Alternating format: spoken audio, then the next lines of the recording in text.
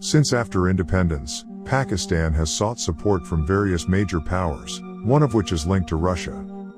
In February 2022, the Prime Minister of Pakistan visited Moscow after 20 years.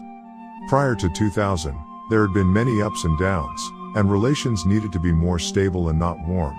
Even though geographically Russia and Pakistan were not far apart, in contrast to the United States, which was geographically very far away.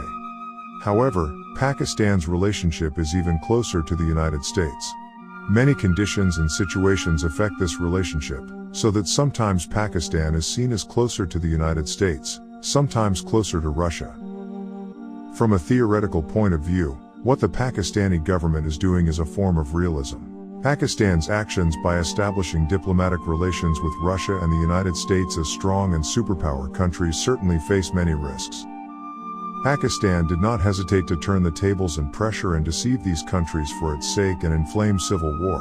Pakistan is also aware that domestic political instability will endanger Pakistan's national security. But from the side of liberalism, this is certainly not quite right because liberalism emphasizes peace and diplomacy. Post-Cold War, Russia and Pakistan are tentatively exploring a deeper bond.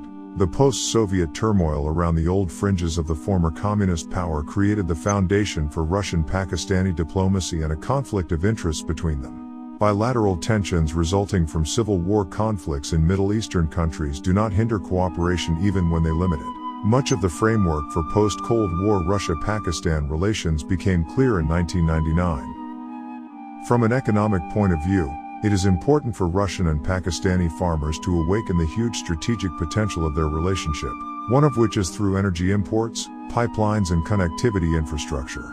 There are many opportunities to strengthen Pakistan-Russia cooperation in the fuel and energy sector, where Russia has advanced technology.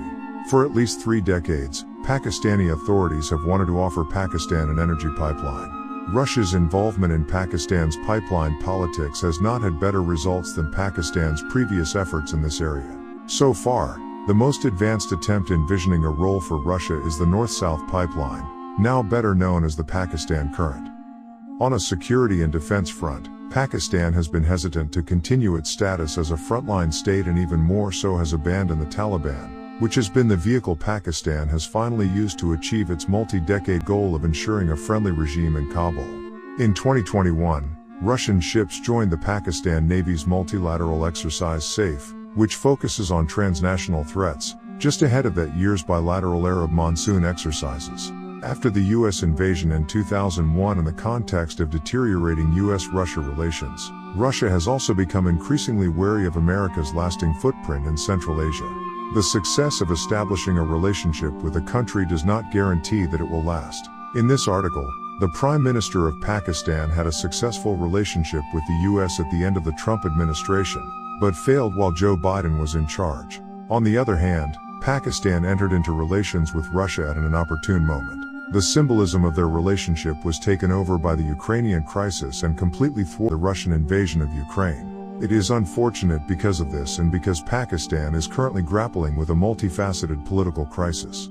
Pakistan's Prime Minister at the time, Imran Khan, had to be willing to leave office as a result of a vote of no confidence by the public.